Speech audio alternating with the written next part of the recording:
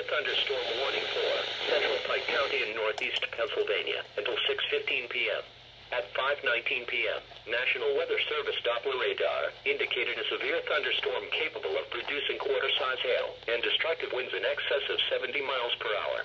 This storm was located near Lackawaxen and moving southeast at 10 miles per hour.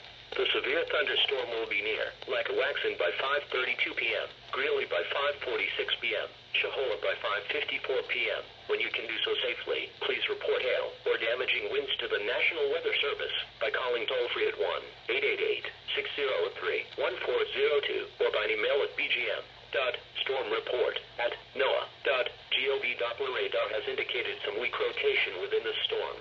While not immediately likely, a tornado may still develop. If a tornado is spotted, act quickly and move to a place of safety in a sturdy structure, such as a basement or small interior room. Repeating, a severe thunderstorm warning has been issued until 6:15 p.m. for the following county: Pike, Pennsylvania.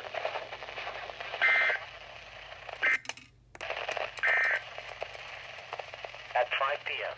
at Sussex Airport, it was cloudy.